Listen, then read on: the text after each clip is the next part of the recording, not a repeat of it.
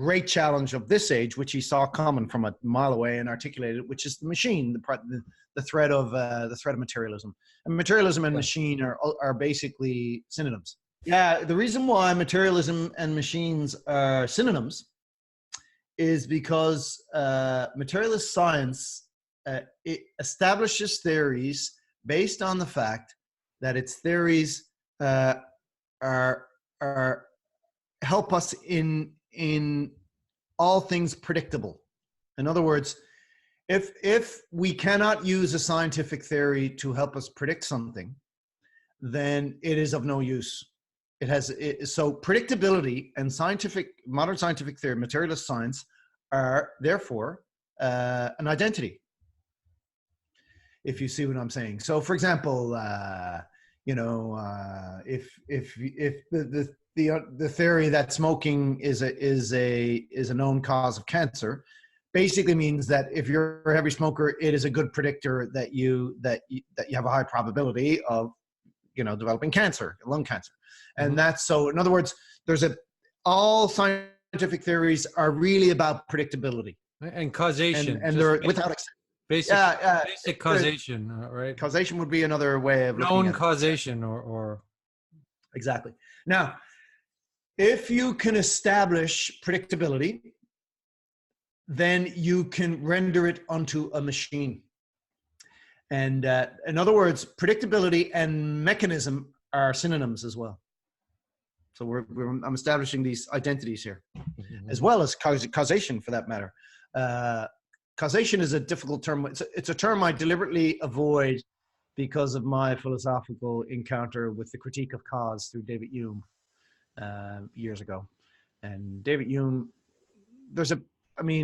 people revisit David Hume, and he has a complex treatment of causation, but he basically says, be damn careful. He says causation is a really difficult thing. He says, if I take this glass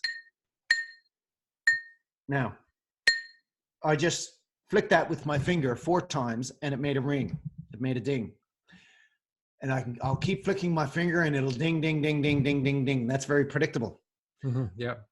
David Hume says that does not mean that every single time you flick your finger, it'll ding. Therefore, there's a separation. There's a causal separation between my flicking of the finger on that and the ding. My flicking of the finger does not cause the ding. It doesn't. He's critiquing causation here. He's simply saying that there's you can establish a sequence, and you can maybe establish probabilities based on 1,000 or 10,000 or 1,000,000 tests. But basically, if you can say for a million times that I flicked my finger, it dinged. But so in other words, you're making these sequential observations. I flick my finger and it dinged. I flipped my finger and it dinged. I did it 1,000 times and it dinged. But it doesn't mean that my finger causes the glass to ding. So causation is a reduction or of some kind of, is that what you're saying? Or it just produces the complexity and tries to make reify something that we can't necessarily reify, or something like that. Well, basically, Hume was an empiricist, which means that he wanted to get away from all these notions of a priori and metaphysics, and he wanted us to become extremely empirical. And he's saying what we really are observing here is not causation. We're observing a sequence in which the flicking of the finger happens and then the ding happens. We cannot establish causation. That we do not have the empirical power to do so. That's what he's saying. We don't have empirical access to causation. So in other words, causation gets chucked out the window for empiricists. That doesn't mean that it didn't have. Now, the reason why I got really interested in that, I was taught several times in university about this and took it very seriously. And it basically it's a liberator because you stop thinking about. First of all, it's a critique of blame. René Girard has a whole other critique. I see. You begin to this causation things. You begin to recognize that it's extremely problematic, and in fact, there may well be correlations between certain behavior and other behavior that follows. But to establish a causal link is basically impossible. So what you do you abandon that project. So and then what do you put in its place? Let's say in a more concrete situation, like a court of law or something. You know? Good question.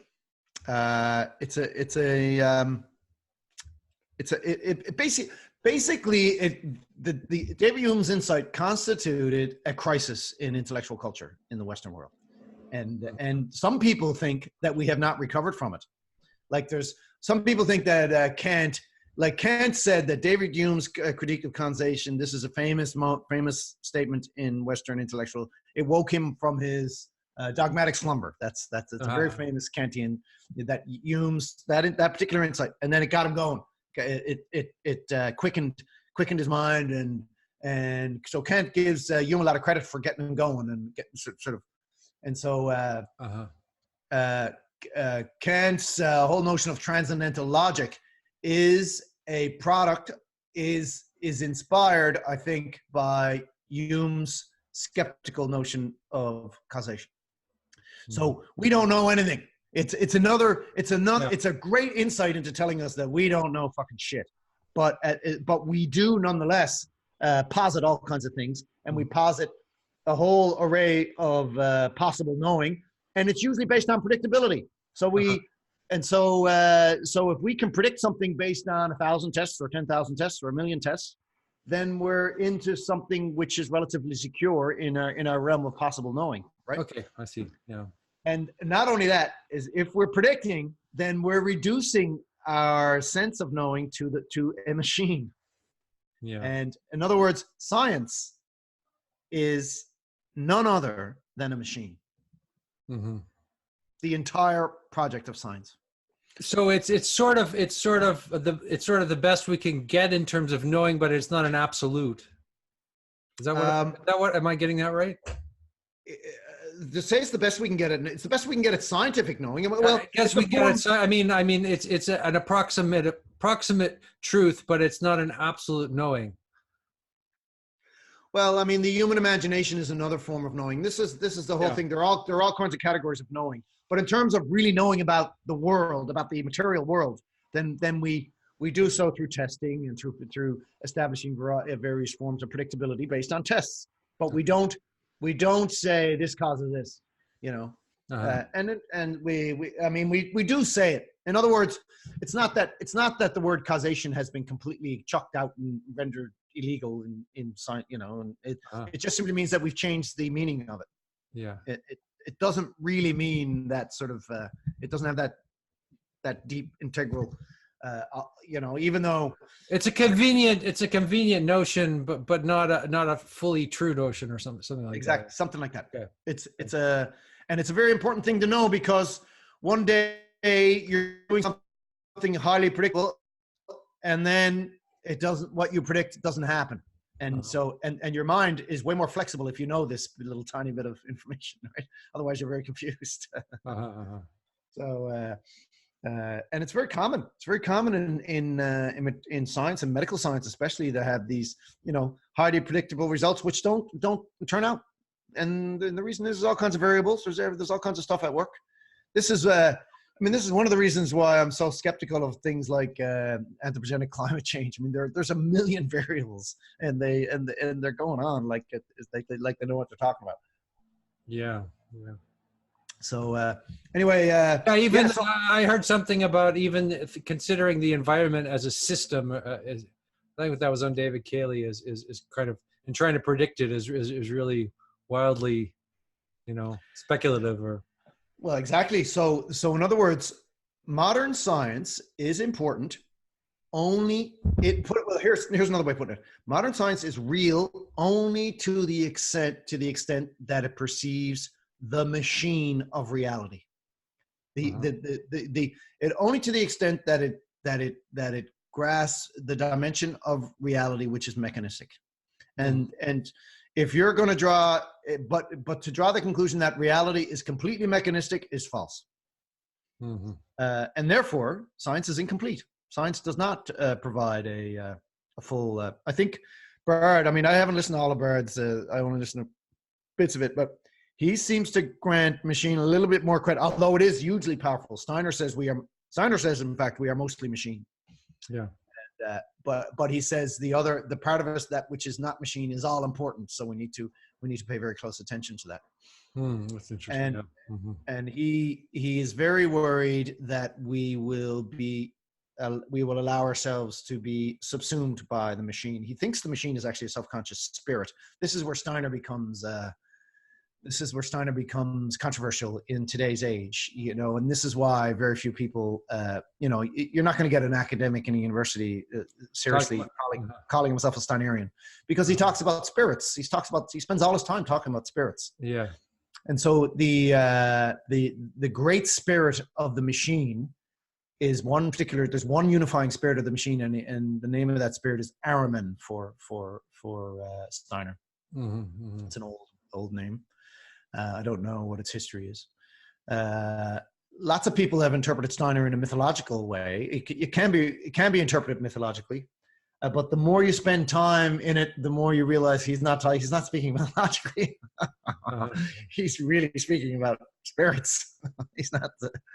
Yeah. So this Ahriman is it's a difficult thing to explain, because for one, we are extremely dependent on Ahriman, and he is of enormous benefit to us, but he, in many ways, equates Ahriman with, in today's day and age, with evil. Yeah. Basically. And he basically says that it is kind of this, even though it is the great spirit of it is a great spirit of beneficence, provided that we have the right attitude towards it, the right approach towards it. Towards him, I think he refers in male. It's a he for whatever reason, and the spirit of the machine. We're talking about here. Yeah, Ahriman is it would appear. It seems like in Steiner, I think so. Yeah, and I mean, this is where things get weird. Steiner's a bit like Urizen and Blake or something, isn't it? Urizen. I think Urizen and Blake is simply the spirit of reason. Okay. Urizen, if I understood Fry correctly, Urizen, the faculty of reason in humanity is pretty weak faculty. Isn't there some kind of machine god or machine spirit in Blake that he talks about? I could be wrong. Not ring a bell. Could be. Could be. Okay. Fry doesn't talk about him a lot, but there are many names of different characters in Blake. Yeah. The two most important, at least for Fry, are Los and Orc. I've listened to a lot of what you in your essays. It's my perception that you talk a lot about Orc. Orc is like the flow, for example. Flow. I interpreted that as there's a lot of Orc in flow, and flow normally has to do with rising. Ending ideologies. There's this great sense of purpose, and everybody's getting together. We've got to save the environment, and we've got to, Or the Greek word kairos, which means a turning point, and it also means a crisis, and it also means time. So it's like the Greeks have two words for time: chronos, which is linear time, and kairos, which means it means three things. It means time, it means crisis, and it means opportunity and turning point. So I think it was the theologian Paul Tillich. He talked about these crises and turning points in society, which are crises and opportunities simultaneously, and which is related to the time, or the Geist, or the whatever you want to call it, the spirit of the time, or the spirit of the time is probably what Orc is. Spirit of the time, and everybody is interested in. Everybody's on board. Los is basically the individual who has this drive to achieve something in a manner. He's listening to what Orc, and he's paying attention to yours, and he's paying attention to all of them. There's a bunch of other different characters too, the names of which I can't remember. But he's kind of a loner, and he's carving out his own vision on his own. And Los is more important than Orc. It's kind of what Jordan Peterson's about, but Orc is also important. Orc is very important. And so there's these great waves of exciting spirit of the times, if you will, which possess us and take and we're caught up in these debates and stuff, and they sort of enliven us. But nonetheless, they always They always pass. Yeah. While the vision of the individual who's simply bit by bit honing a whatever it is he or she is doing, that's the work of Los. And the Los is in Blake a blacksmith. So there's a kind of a machinist-like dimension to Los. So you asked me about the spirit of the machine, and I don't know who the spirit of the machine is in Blake. That's a real good question. I should go and find out. Anyway, the spirit of the machine is almost like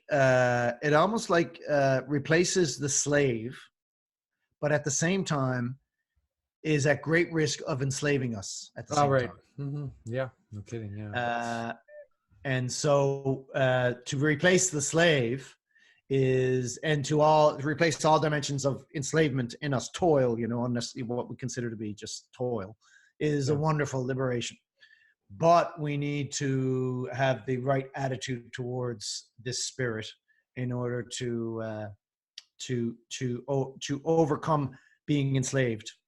And it does everything it can. It is amazingly intelligent, at enslaving us. Right. So maybe the important thing is to distinguish between human intelligence and machine intelligence at this point.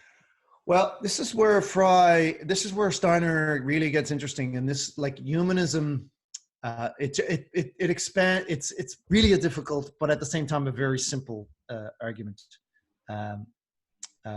He says there's another spirit which he calls Lucifer. So Lucifer is a fascinating spirit. And of course, we, in our sort of lay Western culture, think of Lucifer as just the devil.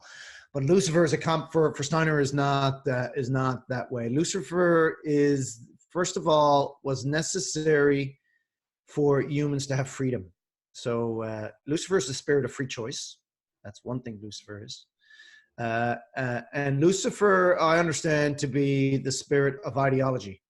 And it's in many ways the orc that we just spoke of in Blake. Oh, that's very interesting. Yeah. Yeah.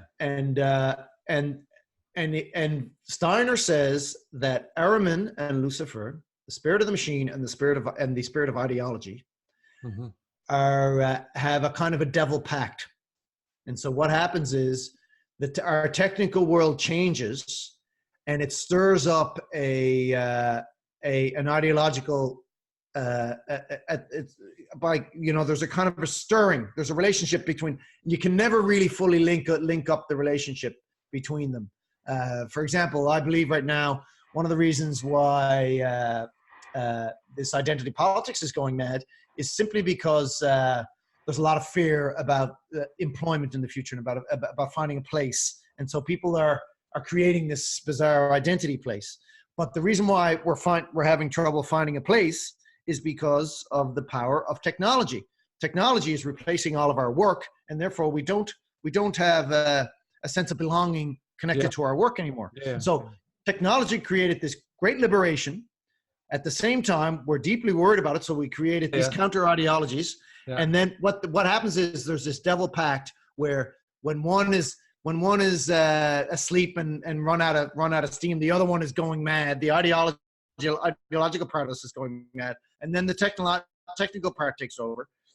So the internet is an amazing, confusing, whirlwind, chaotic whirlwind in our lives, and there's this ideological response to it. And you go back in time, go back to the 1950s when the car was what became this great new technical thing. Well, all of a sudden, all these new roads had built these highways, traffic, pollution, and this is Ahrimanic chaos at work. And then you have these other ideological responses, like the hippies. That's a big ideological reaction. So you have this devil pact, and they never agree, and humans are forever lost in this devil pact between ideologies and the machine. This is Steiner.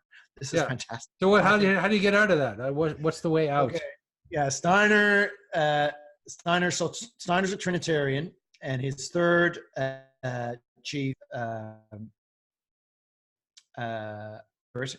is what he calls the Christ being.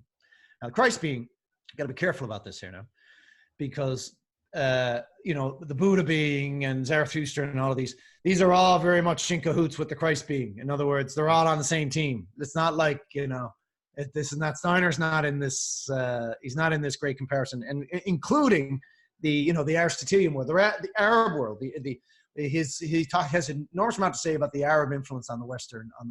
Mm-hmm, It's the most fascinating. It's kind of, for me, right, it constitutes a reconciliation in my mind with Islam.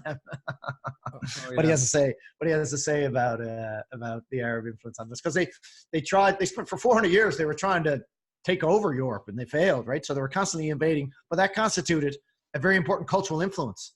And they brought Aristotle back into the Aristotle is hugely important. And the presence of the Moors in Spain and all, it's hugely sophisticated, way more advanced than we were at the time, and all this kind of. Steiner has a lot to say about all that. But anyway, so the Christ being stands in the middle, in between these. Lucifer is this larger than life. Here's Steiner's definition of what Lucifer means. He says, if you were to take the most beautiful works of art, the absolute most sublime works of art, and you were to have one show before you, and then another appear before you a little while later, and then this carried on forever. Mm-hmm. This is the spirit of Lucifer. In other words, Lucifer is bound up with the arts. It's kind of like I think of it as like gay culture. That's like totally Luciferic, right? You got to spend time in Steiner to understand what he means by Lucifer. Lucifer is a necessary spirit. It brings us freedom. Ahriman is a necessary spirit that brings us technical life, brings us freedom from slavery and other things. So it's not some kind of stupid, banal, anti good versus evil or anti-technology or any of that. No, absolutely not. And so the Christ spirit stands in between, and he made you should look it up. Look up when we finish the interview. Look up Google image Steiner, Lucifer and Ahriman sculpture, something like that, and it'll show up. And basically, there's the Lucifer is larger than life. He has his hand up. He's holding a torch. I forget now. It's like he's holding a torch or something. He's larger than life. He's like Stalin or something. He's like enormous. And Ahriman is almost like a fetus down in this, and he's buried. He's underground. He's hidden. Doesn't want to be known. Doesn't want to be recognized. So the Lucifer is this self-inflating, exaggerated sense of self, and the Ahriman, even though at the moment he's probably the most powerful force, is part of his power is to never take credit, to be invisible, to never be exposed, but down underground. Mm-hmm. And so what the Christ is doing is reaching up.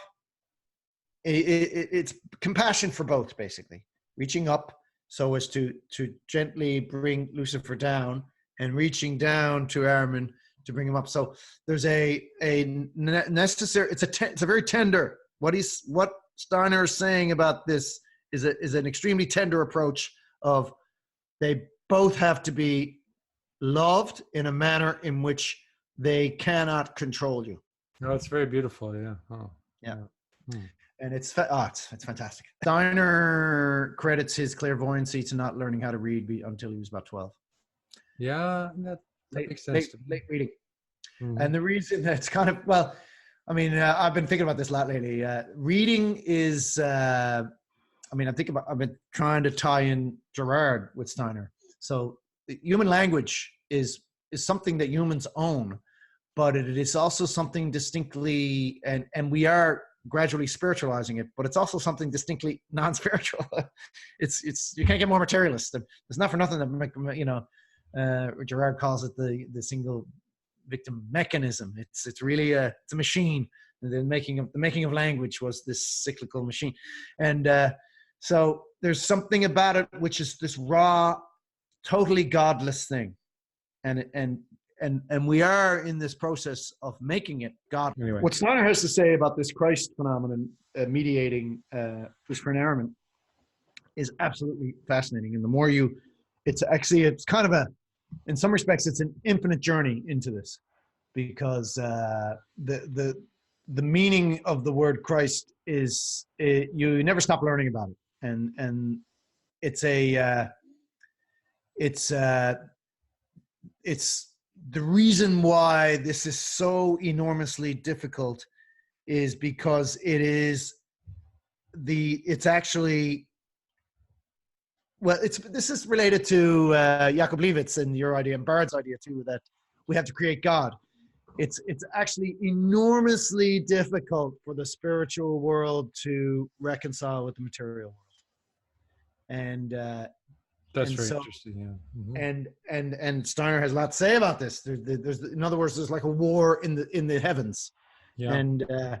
And we are players, but it's definitely not all our fault that we're failing, you know. But we are definitely players, and the better we do, the better it is. The better we perform, the better it has enormous implications in the entire spiritual world. And our task is to spiritualize materialism right now. That's our task, and it's Steiner's and he says it's an enormously difficult one, and his what he has to say. So it all boils down. The reason why Christianity is so important, because it all boils down to what happened 2000 when he was on the cross. So he talks about this all the time. Steiner seems to be, and this is based on his clairvoyancy. In other words, there's such a thing as going back and finding out exactly what happened. This exists. This reality exists. Mm-hmm. You can actually. So someone can say, so what happened to Nietzsche in the insane asylum on this day? You know, something happened. What happened? And someone can actually, a clairvoyant, if he has the powers, can go back and find out. I mean, every single detail, according to Steiner, is actually recorded in the spiritual world, and you can access this. Mm-hmm. It's not, you know, so this stuff is crazy stuff. This is too crazy for the average. So he can find stuff out, right? I mean, it's pretty nuts. He says Steiner. He says, well, he knew Nietzsche. He knew him personally. Mm-hmm. That's another story. He didn't. He says the last two books of Nietzsche. I'm digressing here now, but the last two books of Nietzsche. Now his mind was getting feeble then. Are entirely the works of Ahriman. Mm-hmm. Ecce Homo is the name of one, and the other is, I forget the name of the other. Yeah, Ecce Homo is a weird book. Yeah. Anyway, so for me to talk about, I'm still reticent. I'm still sort of. I have this more of a materialist obsession using Girard to access, to really bring memeticism, or the understanding of memeticism and the understanding of the single victim mechanism right deep down into materialism, so that we can understand that it is this insight that gives us the power to be materialist. In other words, materialism is the gift. It's a spirit given to us by Christianity. That's my Girardian argument. Mm-hmm. But that's it's an absolutely crazy, it's a crazy responsibility, which is all too easy to fail. Yeah. And we are failing it. And in other words, we need extra help in managing this great wave of materialism. Mm-hmm. And the best extra help we can get is this detachment that Girard has to.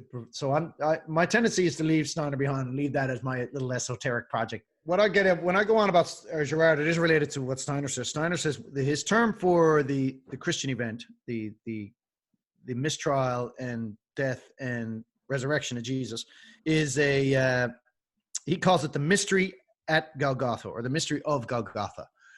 He always uses that term. He's not very poetic. He has these terms he uses, and he just reuses them all the time. Here's a very key point about our age. The reason why the cross no longer has any cultural import with us, the reason why it's fading rapidly as something that has any resonance, is because we no longer lynch. That's the reason. Okay. Stop lynching people. And the reason why the Blessed Virgin icon no longer carries weight with us is because we eradicated child mortality. So these two are actually very closely linked. Christianity includes its own death or something like that. There's something like that. Yeah, something like that going on. And at the same time, these are arguably is a weak word. I'd like to find a stronger word. These are convincingly, these two events are convincingly the greatest achievements of humanity. The eradication of child mortality, and prior to that, the stopping or the banning or the of lynching, whatever the term would be for of lynching, of collective murder, and these are humanity's greatest achievements, two of them. And is that your formulation or Girard? Is that what the conclusion you've come up with? That they are humanity's greatest achievements? Yeah. That's my conclusion. Yeah. Well, that's. But I mean, Girard, he doesn't say anything about child mortality. It's Jordan Peterson who inspired me to think about child mortality much more deeply in the biblical lecture where he brings up the virgin icon and talks about it. Yeah. And then I realized that seems to be an amazing thought. It just makes total sense, right? Yeah. These are and at the same time, these two achievements kill the religious impulse. Mm-hmm. And then we are at risk of, so we're caught in this cycle of forgetting how and why we did this, and how we stopped lynching and how we eradicated child mortality. These are the ultimate questions, and it's kind of there's a sense in which solving a great problem creates another great problem. Uh-huh. So the minute you stop lynching is the minute you have released yourself from. You have nuclear bombs suddenly. Maybe, I don't know. Something like that. Yeah. Or the minute you eradicate child mortality is the minute that population became a huge issue, overpopulation. Right? They're the exact same problem, Mm-hmm. and so. And here we are now completely, caught in the throes of population problems. But let's not, at the same time, to go back in time and wish to not eradicate child mortality is inconceivable. Right. So basically that to me is the real argument about, it's like the new crux. It's the new cross that we have to bear. We Westerners have to bear. We have to reflect on those two things. And if we don't, then we will never understand ourselves. Those are the two most important things to reflect upon: the stopping of lynching and the eradication of child mortality. And then we will return to those symbols. I mean, not that I believe that those symbols will be important again in 50 or 100 years' time, and not that I think it's important either. But that we have to arrive at a deeper level of understanding so that we can a deeper level of understanding of those symbols. Yeah, something like that. And so this is kind of the crisis we're at. This is the crisis of Western identity, right there in a nutshell.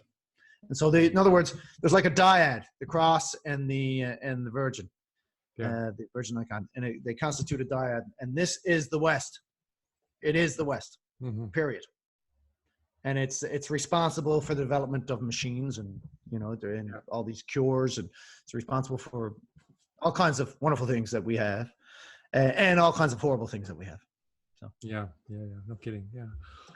So I've been thinking about the symbol of the cross, the Christian cross, and contrasting with the symbol of let's say of Tantrism, which is it's a secret symbol, right? And it looks like a cross, except it's a man and woman in sexual union, and that's the symbol, right? So it's so that you have the symbol of ultimate sort of pain and suffering, and then you have this other symbol of ultimate kind of union, and Christianity will always be there, but we're moving maybe into an age of those two kind of being together in some sense. It's a very vague, speculative, kind of thought, but it's sexuality in the larger sense. It's not sexuality in terms of just pleasure. It's sexuality in terms of form and emptiness coming together, and then disappearing, you know? I totally believe that sexuality is a form of spiritual enlightenment, but only for some. That's the problem. Uh-huh. Right? Sexuality is a cruel excluder. There are those who have the enormous fortune of engaging in the great universal transcendence of sexuality. Mm-hmm. But they are a minority, and that's my problem with the not that sexuality should be celebrated, and that those who have it and those who have that communion, and they should be trumpeting it from the hilltops, and they should be helping other people to acquire it, and that's and encouraging people. But nonetheless, the numbers of harsh exclusion from that world are crazy, right? Well, not even that, not even harsh exclusion from that world. It's more like people who are in even the people who are not harshly excluded from that world are very unaware of what they're doing in a sense. I mean, they're unaware of how to use their energy, and they end up becoming very exhausted and in front of the TV, and you know, there are all kinds of terrible, overwhelmed by family life and just losing themselves. And well, you're talking about the world where they don't have sexuality, proper good sexuality, and but you know, if you're really going to push that as universal, then you're going to have to condone things like prostitution and stuff like that. I mean, because you know, 40% of the population, according to evolutionary biology, never has not passed down their genes going back over time. 3/4 of them are men. 1/4 of them are women. Mm-hmm. So in other words, 60% of men. Yeah.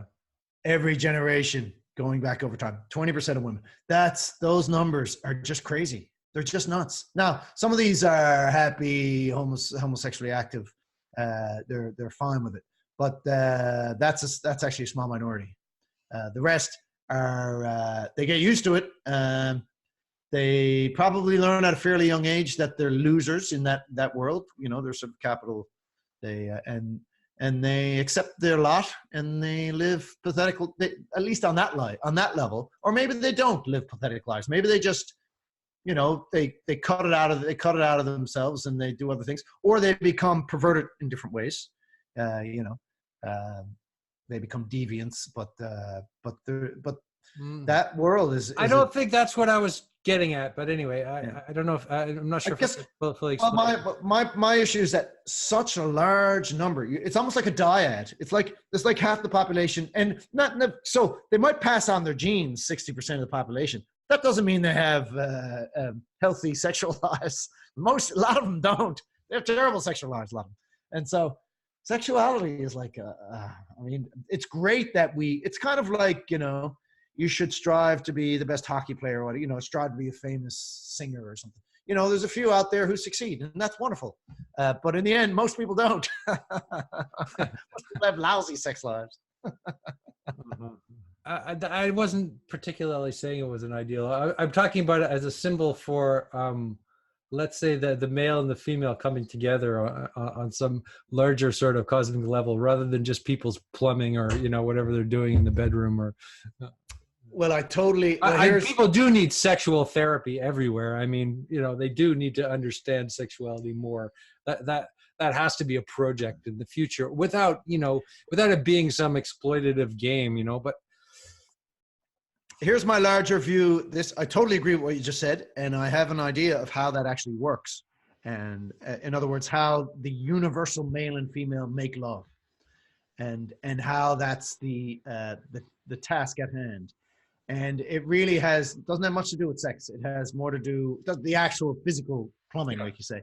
It has more to do with what people do with their minds and their trades and their daily lives, every minute of their daily life.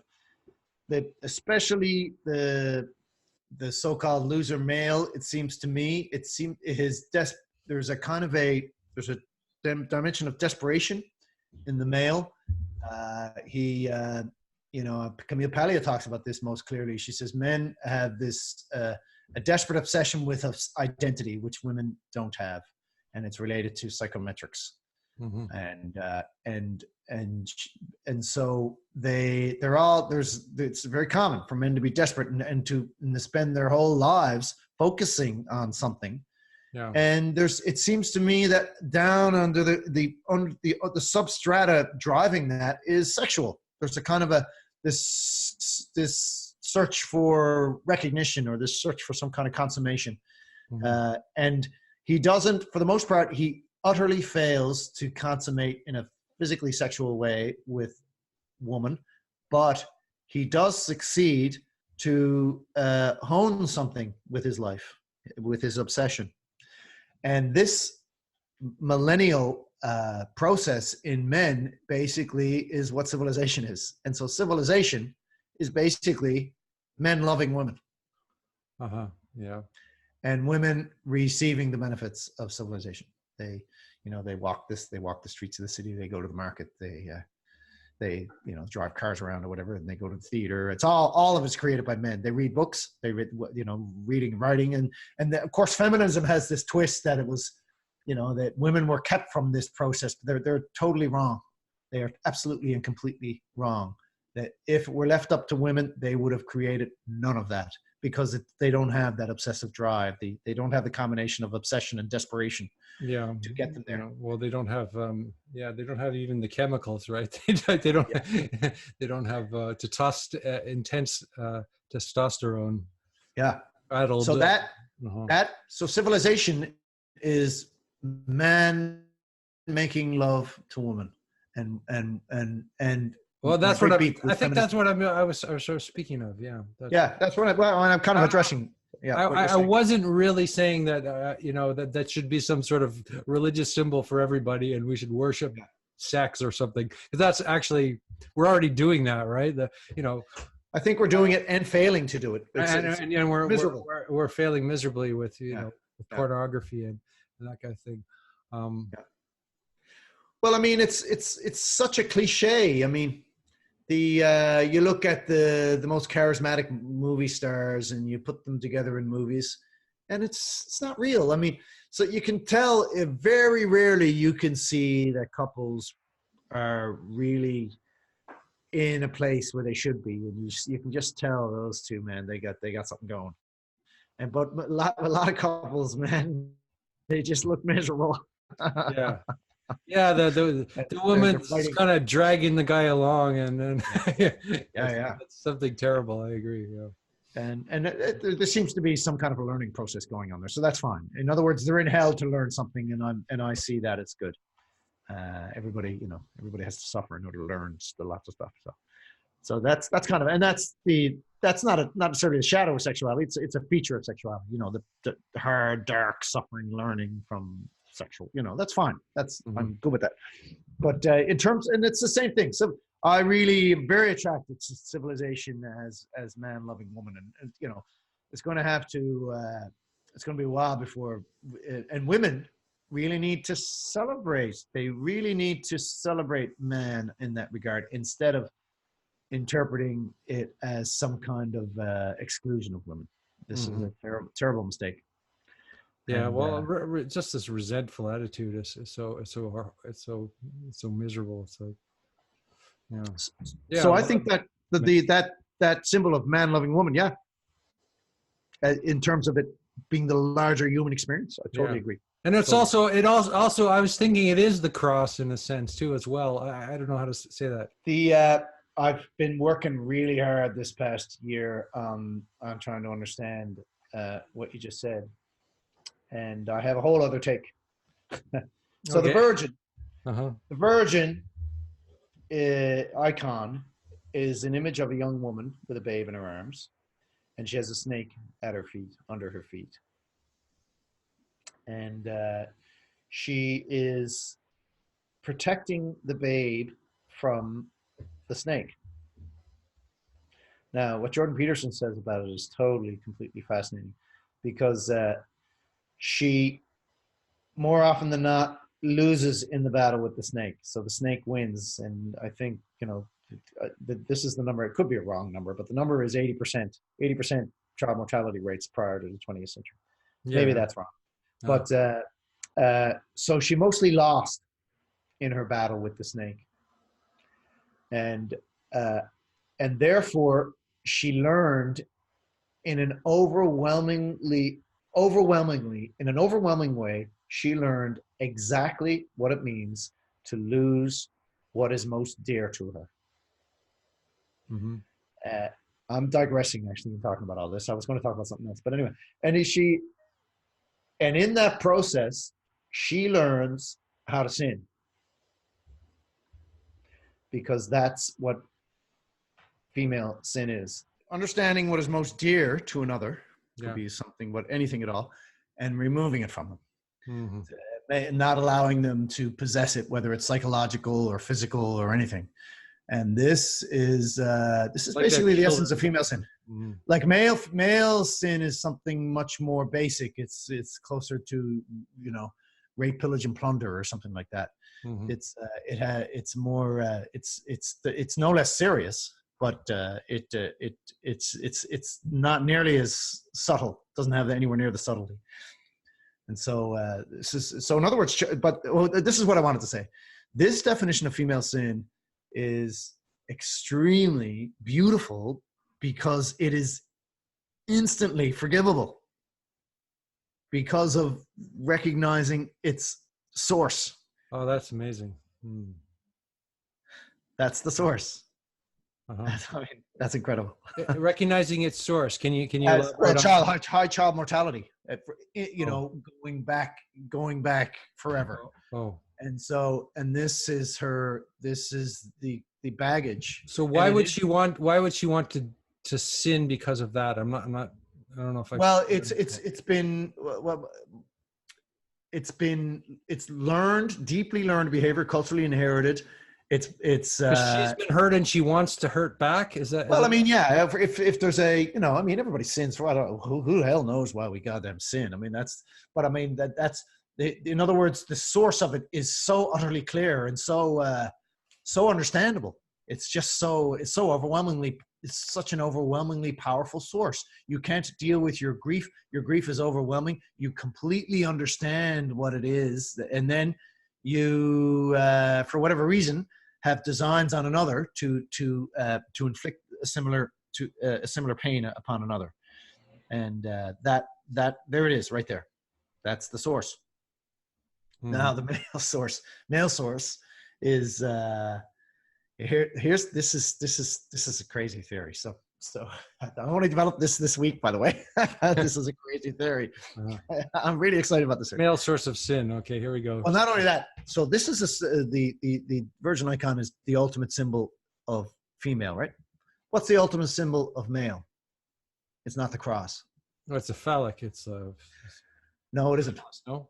Well, that's a good. Yeah, you got me thinking about that. Or the minaret, or the, you know, a totem, or something like that. No? Okay, you might be right. I haven't thought enough about the phallus. Actually, you got me thinking there. I had to give that more thought. I was thinking about all these coats of arms. It being so ultimate male is not the phallus. It's not a sexual symbol. It's sovereignty. It's the ability to be strong in a sovereign way, to protect. And basically, sovereignty is totally a projection of the female projection of men. It's a product of female projection of men. Women are attracted to men who partake mostly of sovereignty. That's basically it's the height of female attraction to men. It falls into that category. It could be something very basic, like he's big, he's strong, he's violent. This would be a more primitive, older form. But then as he develops forms of status, you know, he's intelligent. He's a great, intelligent, technically adept in all of these. These are things that are very much to do with sovereignty, and that's what attracts women the most.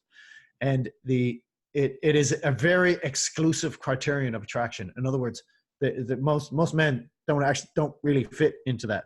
Most men aren't very good at fitting into that hierarchy, and so it's pretty exclusive.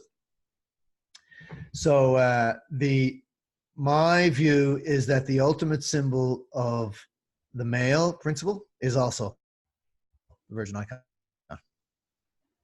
Okay. Because really her attraction has to do with the survival of that baby. And so the male she chooses is of ultimate importance for the survival of that baby. So the survival of the baby is the man is the big, strong, is a female projection of the survival of that baby.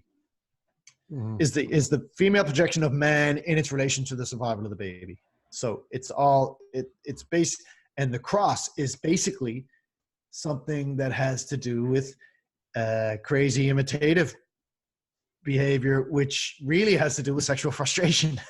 Has to do with the guy, the whole crowd who are excluded from the. This great theory that sexual frustration, marginal person, or this 20th century popular theory that sexual consummation is a great antidote to violence is to me a convincing theory. It's just that lots of people are excluded from it. Right? Mm-hmm. So I think the cross is really is kind of like this theory is only a few days old. It's only this past week. I see the human, especially the Western dyad, as sexuality, the virgin, mm-hmm. which includes the men who are engaged in that sexuality, and then the other. I mean, slavery is another. The abolition of slavery is another biggie in recent centuries. Which it's amazing how badly analyzed, how badly presented our understanding of that. It's amazing how poorly we understand these things. Mm-hmm. The abolition of slavery, the eradication of child mortality, and the stopping of lynching. It's just knocks me over how we kind of don't think of it as all that important or something. We're so forgetful, and I think part of the reason is we're engaged in a deliberate. If we really thought about them, we would be forced to acknowledge the deeper cultural source, but we have an ideological blind spot which tells us we cannot acknowledge that cultural source. There's a profound ideological drive in us to deny that the cultural source of our Western experience. In other words, how did we stop lynching? How did we abolish slavery? If you ask those basic questions deeply, you would arrive at Christianity. You would arrive at Christianity. And people have a mental block to that, and that's why they don't go there. Well, what's the cause of this mental block? It's like, why do people? I mean, I have ambivalent feelings towards Christianity as well. Oh man, so do I. Uh-huh. I mean, I am a Christian, but I mean, it's not like I think if we all became Christians, then the world would be all right. I don't think that. I mean, there's just so much there's so much silly Christianity around too. But anyway, I mean, I don't know. Well, if it weren't for the Western United States Bible Belt and all their madness, Christianity in the West would probably be totally dead. It's kind of the final engine of Christianity. I suppose you could talk about. I felt like when I went to St. Paul's Cathedral in London, I was looking at dead Christianity because there was there was nothing there. It was just nothing there. It was very interesting to me. It's like, if I go in a little Catholic church up the street from me, there's still something there.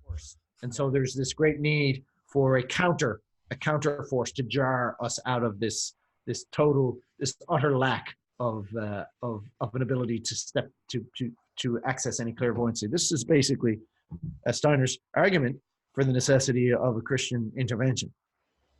It's a fascinating thing, and he's saying that the 20th century would see a gradual return. This century and beyond, there will be an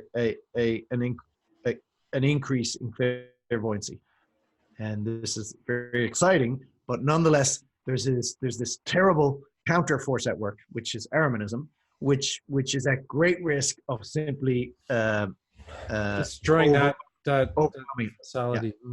Yeah. That's basically what Steiner's all about. He says we have to create a sanctity and we have to create a culture around the return of clairvoyancy.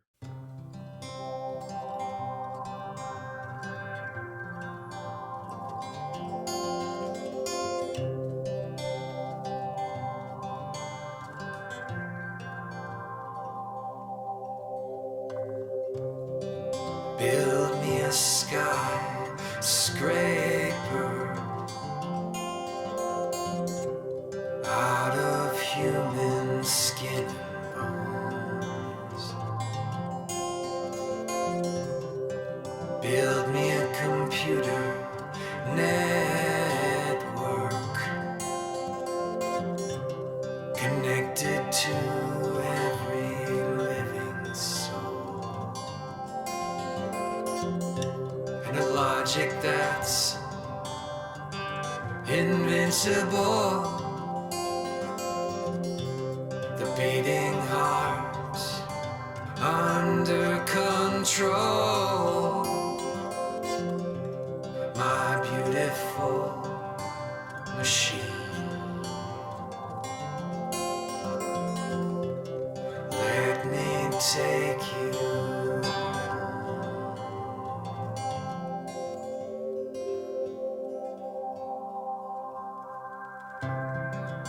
Make me a meadow, alphabets, a fetus from chicken wire, enumerate all my desires, make the world a shining desert. And even though the earth is burning, I won't yearn for a single soul.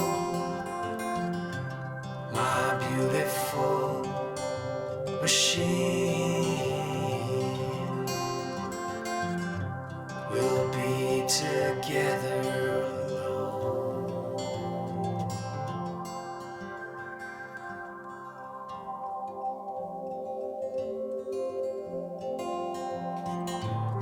But you're out of control. You're out of control. You're out of control. You need a heart. You need to know. You need a heart. You need to know.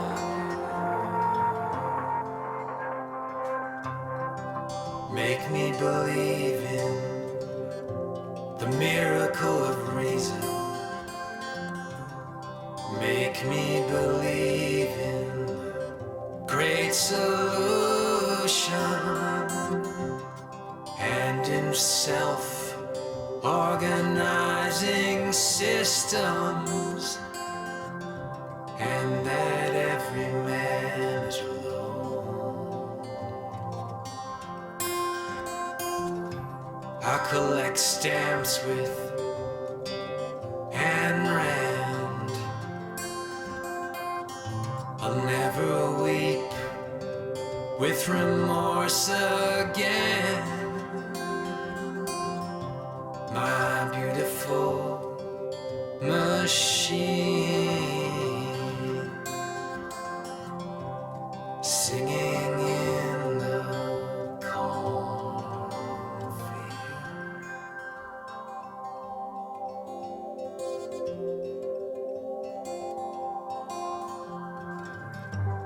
You're out of control.